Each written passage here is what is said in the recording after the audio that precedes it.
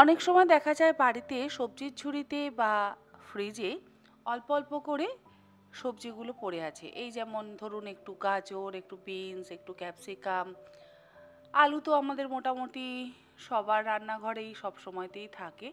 অল্প একটু ফুলকপি, মটরশুঁটির সময় হয় মটরশুঁটি, তা না হলে একটু সুইট কর্ন, এই ধরনের নানান রকম সবজি পড়ে থাকে।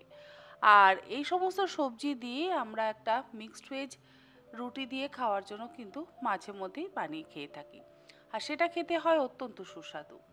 আজকে আমি আমার গণপতি বাপ্পা বা গনু বাবার ভোগের জন্য এই মিক্সড ভেজটা বানাবো।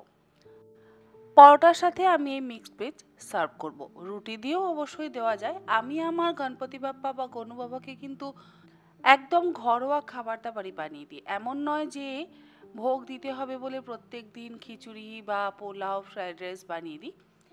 ঘরে মানুষ যেরকম ডাল, ভাজা, আলু সেদ্ধ বা আলুর তরকারি বা পটলের তরকারি, ফুলকপির তরকারি এরকম দিয়ে খাবার খায়, ঠিক সেই রকমভাবেই আমি বানিয়ে দিই।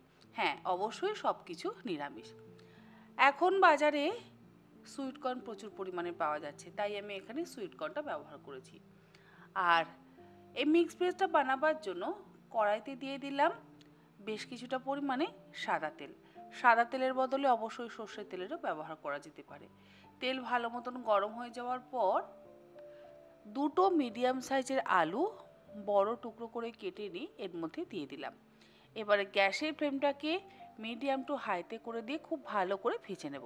তবে আজকে আমি গ্যাসে বানাচ্ছি না, আজকে আমি ইন্ডাকশানে বানাচ্ছি, তাই টেম্পারেচারটাকে একটু বাড়িয়ে নিয়ে আলুর টুকরোগুলোকে ভেজে তুলে নেব।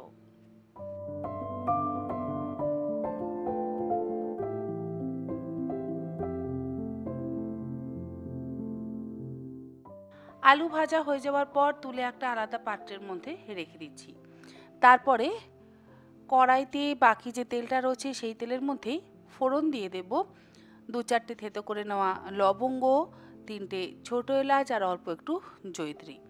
নিরামিষ রান্না বলে এর মধ্যে ব্যবহার করছি হিং 1/4 চা চামচ পরিমাণে, আর দিলাম 1 চা চামচ পরিমাণে আদা বাটা। ফোড়নের থেকে সুন্দর গন্ধ বেরোতে শুরু করলে এর মধ্যে একে একে টুকরো করে কেটে নেওয়া সবজিগুলো দিয়ে দিচ্ছি। এই যেমন বিনস, গাজর, ফুলকপি একসাথে দিলাম। আলু তো আগেই ভেজে তুলে নিয়েছি, তাই আলুটা একটু পরে ব্যবহার করব। এই 3 রকম সবজি হাই ফ্লেমে বা হাই টেম্পারেচারে খুব ভালো করে ভেজে নেব।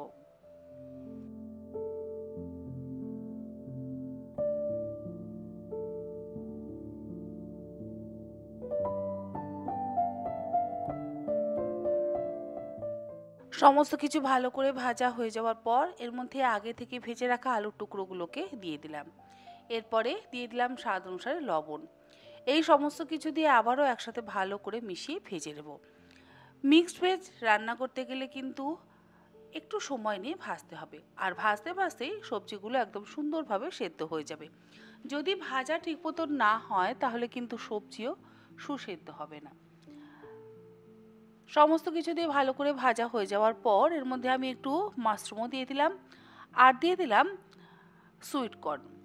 এমন নয় যে আপনাদের মাশরুম, সুইট কর্ন সমস্ত কিছু ব্যবহার করতে হবে। আমার ঘরে যেহেতু ছিল, আমি সেই জন্য এই সমস্ত কিছু দিয়ে আজকের মিক্স ভেজটা বানাচ্ছি।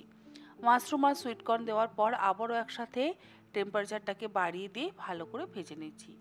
আর এই রান্নাতে আমি খুব একটা জলের ব্যবহার কিন্তু করি না। সামান্য একটু হলুদ দিয়ে দিলাম। হলুদটা দিয়ে আবারও একসাথে ভালো করে মিশিয়ে ভেজে নিচ্ছি।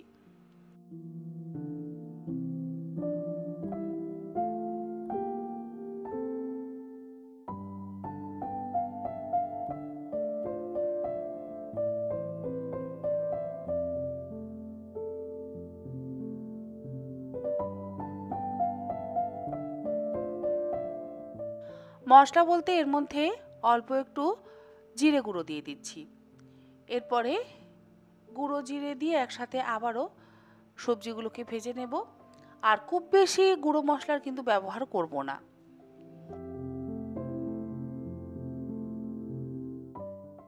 এরপরে এর মধ্যে একটু বড় টুকরো করে কেটে নেওয়া ক্যাপসিকামও দিয়ে দিলাম। সবজির পরিমাণ আপনারা নিজেদের ইচ্ছে মতন ব্যবহার করবেন। আমি আমার নিজের পরিমাণ অনুযায়ী সমস্ত সবজি ব্যবহার করেছি। আপনারা আপনাদের নিজেদের পরিমাণ অনুযায়ী সবজি ব্যবহার করবেন। সব কিছু দিয়ে আবারও একবার ভালো করে মিশিয়ে নিচ্ছি, আর এই সময় কিন্তু টেম্পারেচারটাকে একদম কমিয়ে নিয়েছি। গ্যাসে যদি করেন তাহলে ফ্লেমটাকে একদম কমিয়ে নিয়ে তারপরে কিন্তু ভাজবেন। সমস্ত কিছু দিয়ে ভালো করে মিশিয়ে নেওয়া হয়ে যাওয়ার পর ঢাকা দিয়ে গ্যাসের ফ্লেমটাকে লোতে করে দিয়ে বা ইন্ডাকশানের টেম্পারেচারটাকে একদম কমিয়ে দিয়ে সবজিগুলো সেদ্ধ হওয়ার জন্য অপেক্ষা করব। আর সবজিগুলো সেদ্ধ হতে হতে একটা মশলা তৈরি করে নেব। মিক্সিং জারের মধ্যে নিয়ে নিলাম 2 টেবিল চামচ পরিমাণে ভাঙা কাজু, 1 টেবিল চামচ পরিমাণে পোস্ত, আর অল্প একটু দিলাম চারমগজ, ওই 1.5 টেবিল চামচ পরিমাণে। প্রথমে ড্রাই গ্রাইন্ড করে নেওয়ার পর এর মধ্যে দিয়ে দিলাম 10-12টা কিশমিশ। অল্প একটু জল দিয়ে একদম মসৃণ করে বেটে নিয়ে মিক্সড ভেজে গ্রেভির জন্য মশলাটা তৈরি করে নিলাম। সবজিগুলো কিন্তু আমাদের একদম সুন্দরভাবে সেদ্ধ হয়ে গেছে, আর জলের ব্যবহার করিনি। জল ছাড়াই ঢাকা দিয়ে দিয়ে আমি সবজিগুলোকে সুন্দরভাবে সেদ্ধ করে নিয়েছি।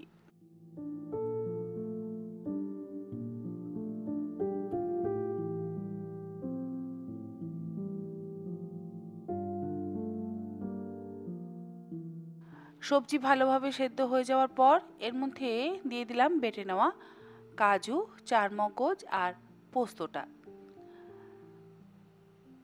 গ্রাইন্ডিং জারের মধ্যে বাকি যেটুকু মশলা লেগেছিল সমস্ত মশলাই একসাথে দিয়ে দিলাম, তবে তার মধ্যে একটু হালকা গরম দুধেরও ব্যবহার করেছি। এবারে সমস্ত কিছু দিয়ে একসাথে ভালো করে মিশিয়ে নেব। জলের ব্যবহার কিন্তু করলাম না, তবে আপনাদের যদি জল ব্যবহার করতে ইচ্ছে হয় আপনারা জলের ব্যবহার অবশ্যই করতে পারেন।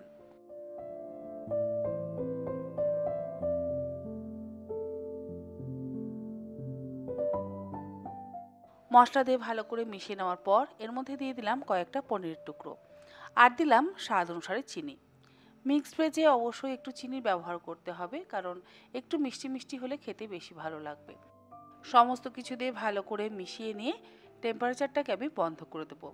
তৈরি হয়ে গেল রুটি পরোটার সাথে খাওয়ার জন্য দুর্দান্ত স্বাদের মিক্সড ভেজ। আশা করি আমার আজকের এই রেসিপি আপনাদের ভালো লাগলো। ভালো লাগলে আপনারা নিজেদের খাওয়ার জন্য বা ভগবানের যদি ভোগ নিবেদন করতে চান তাহলে এইরকম সম্পূর্ণ নিরামিষ মিক্সড ভেজও কিন্তু বানাতে পারেন। আজকের মতন এই পর্যন্ত। আগামীকাল আবারও হাজির হয়ে যাব নতুন কোনো রেসিপি নিয়ে। আপনারা সকলে ভালো থাকবেন, সুস্থ থাকবেন। ধন্যবাদ।